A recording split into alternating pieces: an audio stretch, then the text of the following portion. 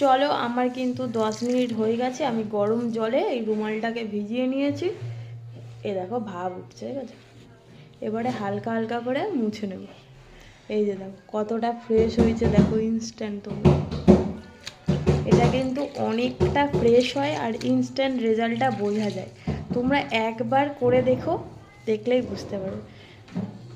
আবার ওটাই অনেকেই বলো না, দিদি এত গ্লো দাও কী করে? তো আমি এই ঘরে হোম রেমেডিগুলো ট্রাই করি। এগুলো আমি নিজেই মানে আর কি মানে দেখি একটার সাথে একটা দিয়ে কেমন হচ্ছে, দিয়ে দেখে জান, তারপরে যদি ভালো হয় জিনিসটা তোমাদের সাথে শেয়ার করি। খুব সুন্দর একটা গ্লো দেয়। মানে তোমরা ফেসিয়ালও যদি করে আসো 2000 টাকা দিয়ে, এখন যে বলে না হাইড্রা ফেসিয়াল, 3000 টাকার কমে কিন্তু হাইড্রা ফেসিয়াল হয় না। অনেক পার্লারে কি 2-2500 টাকা নেয়, কিন্তু ওটা অরিজিনাল হাইড্রা করে না। তো ওই ফেসিয়ালটাকেও হার মানিয়ে দেবে এটা। আমি তো খুবই খুশি, আমার 3000 টাকা বেঁচে যাচ্ছে।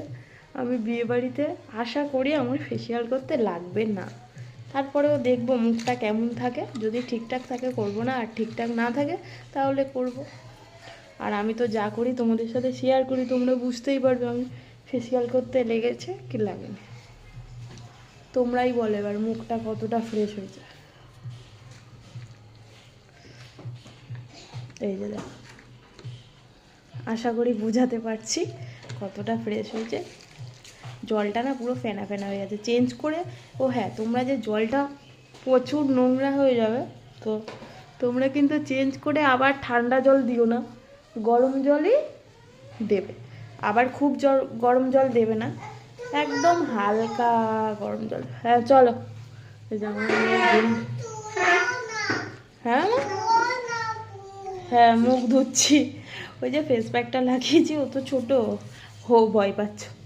মনে বলছে মা আগে মুখটা ক্লিন করো না, তারপরে ঘুমাবো।